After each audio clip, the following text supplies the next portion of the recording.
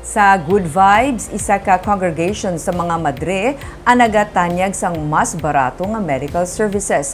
Mayara pa sila sa ginasagod sang gatas nga 300 ka mga kabataan bangod malnourished.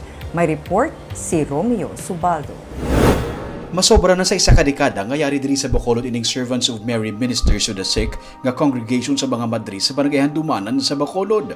Sa Purok San Ezekiel nahamtang ilang nga St. Ezekiel Moreno Health Center nga una nga gidevelop sang Recollect Fathers. Sunod sa kay Sister Carmen, kada adlaw may nagapadulong diri sa ilang nga mga pumuluyo. Hindi lang mataga Handumanan kundi pati mga kaiping nga mga barangay sini. Sa isa ka gatos ka pesos ka donasyon, makapa-check up ang pasyente sa doktor. Sa 150 pesos makapa-x-ray. May ultrasound man kada Sabado. Kung mapa-CBC, 130 pesos ang ginabayaran, kag 60 pesos para sa urine analysis, pati ang mga bulong nga ginabaligya sa mas barato nga presyo. Inipila lamang sa mga serbisyo nga ginatanyag nila sa mga kubos nga mga pasyente. Yes, the same that we have for the donation for the patients, it's the same that we use for buy medicine and to pay the doctor, to pay the medtech, the lactic, all that one. To clarify again, when you come here, just get to donate 100 pesos. Yes. That's it.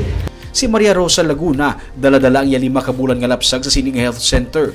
May rashes ang bata, kag taga barangay Felisa sila.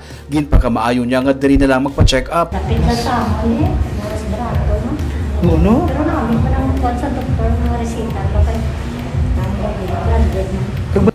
Si Mario Orbon nga residente sa Handumanan, nagapasalamat nga may amo sini nga pasilidad sa ilang nga barangay. Kun kisa, wala na gid siya sa may ginabayaran, ginapabalunan pa siya sa bulong kag tinapay. Libre kami ganing bisaya, libre kami. Libre check up. Hindi ka na mabulayan magpa-laboratory, magpalayo. Ang 84 anyos naman nga si Flor Delisa Tolihio ang kinahanglan niya magpa-inject sa iya bulong sa anemia. Diri na lang siya nagapa-inject sa health center.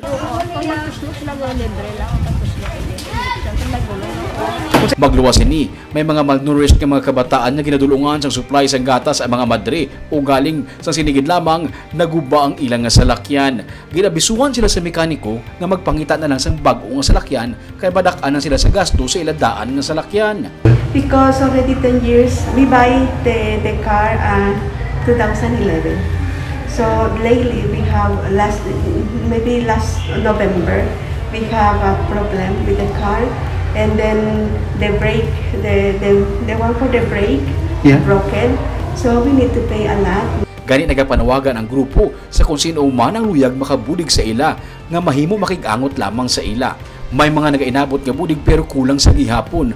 Kung may sobra, luyag man nila makabakal pa rin sa ambulansya para sa emergency cases nga ginadala sa ila.